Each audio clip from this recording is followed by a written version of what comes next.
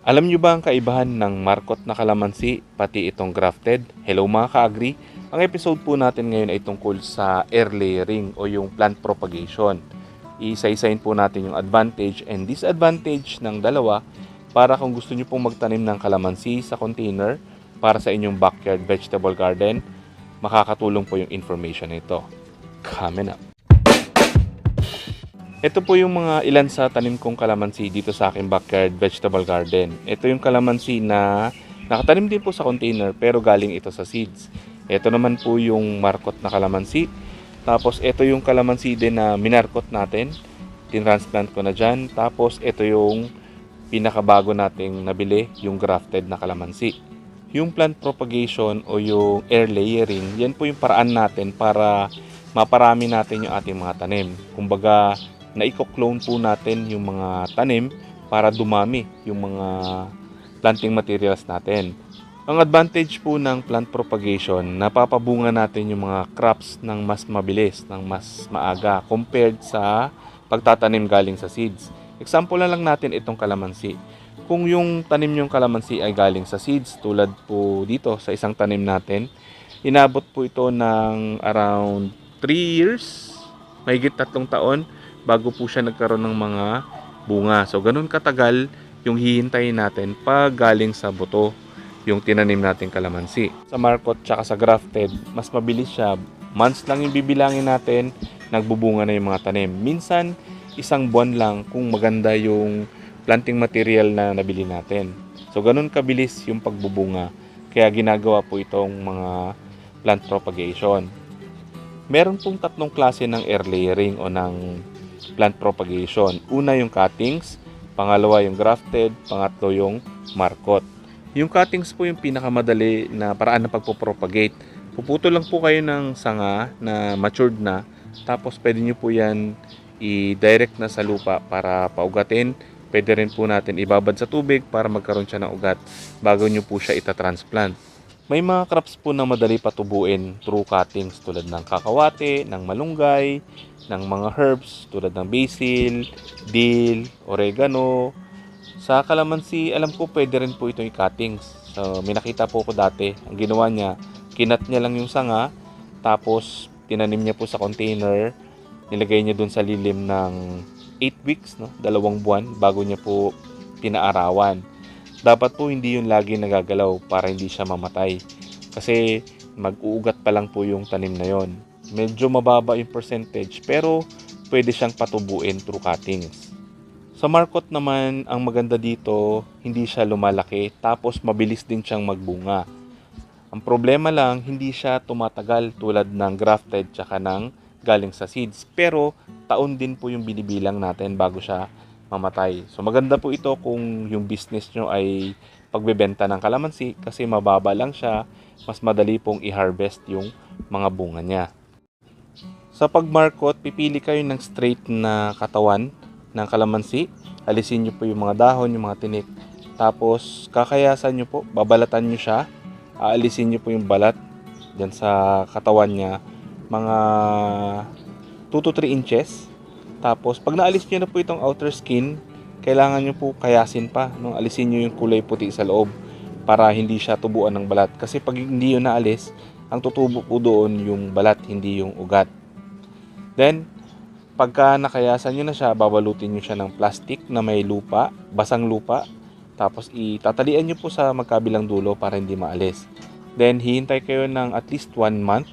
Pag nakita nyo na may ugat na yung plastic, saka nyo po puputulin. Then, pwede nyo na pong i-transplant tulad po dito sa minarkot natin. Sa grafted naman po, pinagdugtong yung magkaibang tanim. Meron tayong cutting sa ibabaw, tapos meron tayong rootstock. Yung rootstock, yan po yung galing sa seeds. Pinatubo siya, pinalaki ng konti, tapos pag matured na yung kanyang stem, pinuputol, tapos dinudugtong yung cuttings na galing sa matured na puno. Ang maganda po dito sa grafted, mas tumatagal siya ng ilang taon, depende po sa kanyang rootstock. Kung yung ginamit po na rootstock ay yung kalamandarin, yan po yung isa sa magandang gamiting rootstock para sa kalamansi. Mas tumatagal siya, inaabot siya ng 10, 20 years, 30 years bago siya mamatay. Tapos lumalaki po siya na parang puno. Tapos yung kanyang bunga medyo malalaki compared sa typical na bunga ng kalamansi. Kumbaga, nagsasama po yung dalawang characteristics ng rootstock tsaka nung pinakatanim yung kalamansi. Pwede rin natin gamitin rootstock yung mismong kalamansi. Ang problema lang pag yung ginamit yung rootstock ay kalamansi din, ang tendency po nun magkakaroon siya ng maraming tinik. So mahihirapan po kayong mag-harvest kasi matinik yung tanim yung kalamansi. Defense mechanism po yan ng tanim para hindi siya atakihin ng mga peste, ng mga predator para hindi masira yung kanyang mga bunga.